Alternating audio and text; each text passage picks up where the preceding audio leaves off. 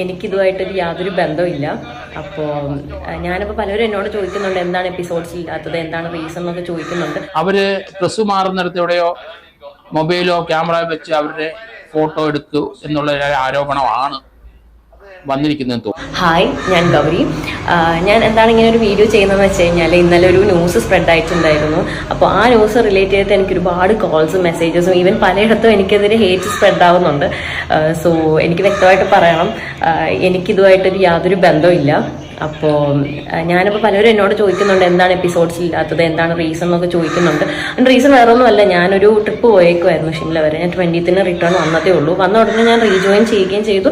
24th വരെയുള്ള എപ്പിസോഡ്സിൽ ഞാൻ പാർട്ടുമാണ്. So അതുകൊണ്ടാണ് ഞാൻ എപ്പിസോഡ്സിൽ ഇല്ലായിരുന്നത്. ഇനി വരുന്ന ടെലികാസ്റ്റ് ചെയ്യാൻ വരുന്ന എപ്പിസോഡ്സിൽ ഞാൻ ഉറപ്പായിട്ടും ഉണ്ടാവും. ഈവൻ അവർ ടെലികാസ്റ്റ് ചെയ്യുന്നുണ്ടെങ്കിൽ ഞാൻ ഉണ്ടാവും. സോ അതാണ് സംഭവം. പിന്നെ ഈ നടിയെന്ന ഈ ന്യൂസുകളിൽ പറയുന്ന ആൾ ഞാനല്ല എന്ന് ഞാൻ വ്യക്തമായിട്ട് പറയാണ്. അനാവശ്യമായിട്ടുള്ള കോൺട്രവേഴ്സികൾ സ്പ്രെഡ് ചെയ്യാതിരിക്കണം എന്ന് ഞാൻ അഭ്യർത്ഥിക്കുകയാണ്. നേരത്തെ പ്രത്യേക അന്വേഷണ സംഘത്തിന് മുന്നിൽ മൊഴി കൊടുത്തതിന് ശേഷമാണ് ഈ അന്വേഷണ സംഘം ഇപ്പോൾ നേരത്തെ ഹേമ കമ്മിറ്റി റിപ്പോർട്ടുമായി ബന്ധപ്പെട്ട കേസുകൾ അന്വേഷിക്കുന്ന സംഘത്തിന് മുന്നിൽ ഈ നടി മൊഴി കൊടുത്തിരുന്നു. അവരുടെ നിർദ്ദേശപ്രകാരമാണ് info park police FIR register ചെയ്തത്. രജിസ്റ്റർ ചെയ്തതിനു ശേഷം അത് അന്വേഷണ സംഘത്തിന് തന്നെ കൈമാറിയിട്ടുണ്ട്. അതുകൊണ്ടാണ് ഇപ്പോൾ ഈ നടിയുടെ കേസിൽ അന്വേഷണം തുടങ്ങിയിരിക്കുന്നത്. കഴിഞ്ഞ കുറച്ചു കാലമായി ഈ സീരിയൽ ദിനംപ്രതി ടെലിവിഷനിൽ കാണിക്കുന്നുണ്ട്. അതിനിടയിൽ ഒരു ദിവസം പുതുതായി ജോയിൻ ചെയ്ത ഒരു നടിയാണ്. അവർ പറയുന്നത് ഈ സീരിയലിന് ആ ഷൂട്ടിംഗ് വേളയ്ക്കിടെ തന്നെ ഇവർ രണ്ടുപേരും മോശമായി പെരുമാറിയെന്നും ഈ ലൈംഗിക അതിക്രമത്തിന് താൻ ഇരയായി എന്നുമാണ്. എന്തായാലും അന്വേഷണം തുടങ്ങിയിരിക്കുകയാണ്.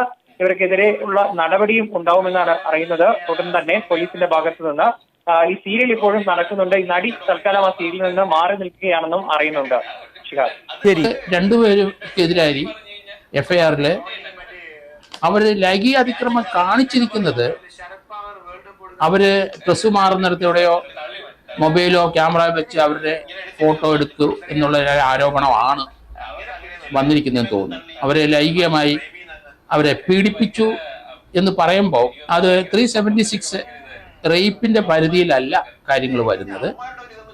ലൈംഗിക അതിക്രമം കാണിച്ചിരിക്കുന്ന അവര് ഡ്രസ്സ് മാറുന്നിടത്ത് ഫോട്ടോ എടുത്തു എന്നുള്ള രീതിയിൽ തന്നെയാണ്.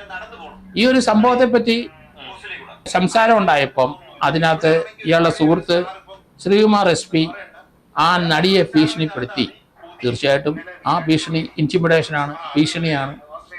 അത് 506(2) വകുപ്പിനകത്ത് വരും. ഏതായാലും പ്രവൃത്തി അത്ര നന്നായില്ല. അത് ഇവരുടെ ഇമേജ് തകർത്ത് കളഞ്ഞു.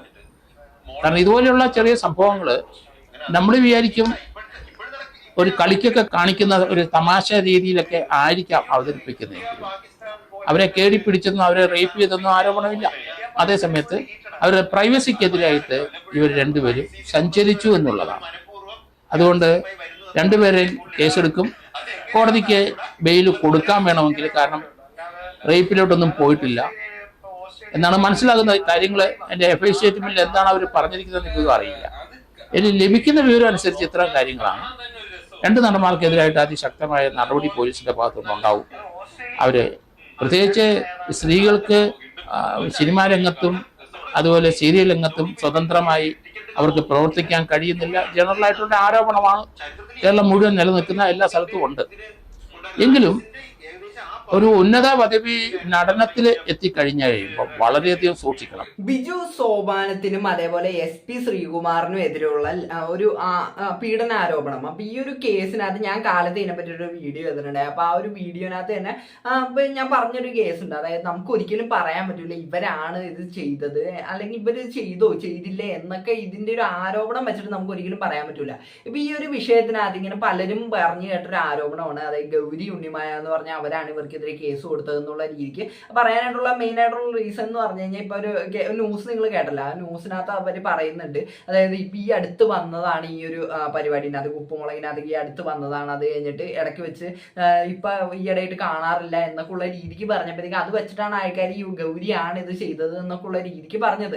അപ്പൊ എന്താണെങ്കിലും ഗൗരി തന്നെ വന്നിട്ട് പറയുന്നുണ്ട് അവരല്ല ചെയ്തതെന്ന്. അപ്പൊ അവരല്ല എന്ന് അത് ഉറപ്പാണ്. അപ്പൊ ഈ ഒരു സംഭവത്തിനകത്ത് ഇത് ആരാണോ ചെയ്തത്, എന്തിനാണ് ചെയ്തത്, അല്ലെങ്കിൽ ഇവര് ഇത് ചെയ്തിട്ടുണ്ടോ, ഇപ്പൊ ഈ ഒരു ഇതിന്റെ ഒരു നിയമ നടപടികളും കാര്യങ്ങളൊക്കെ ഈ എസ് പി ജോർജ് സാർ പറയുന്ന പോലെ തന്നെ നമ്മൾ അത് നോക്കി കാണണം. കാര്യം അത് നമുക്ക് ഒരിക്കലും പറയാൻ പറ്റില്ല ഇവരാണ് ഇത് ചെയ്തതെന്ന്. ഇത് തെളിയാത്തടത്തോളം കാര്യം നമുക്ക് ഒരിക്കലും പറയാൻ പറ്റില്ല. അപ്പൊ എനിക്ക് അത്രയാണ് ഇതിനകത്ത് പറയാനുള്ളത്. അപ്പൊ എന്താണ് ഇതിനെപ്പറ്റി നിങ്ങൾക്ക് പറയാനുള്ള വീഡിയോ കണ്ടിട്ട് അപ്പോൾ ഒരു ഇഷ്ടപ്പെട്ട സബ്സ്ക്രൈബ് ചെയ്യാൻ എല്ലാവർക്കും അടുത്തൊരു വീഡിയോ കാണുന്നവർക്ക്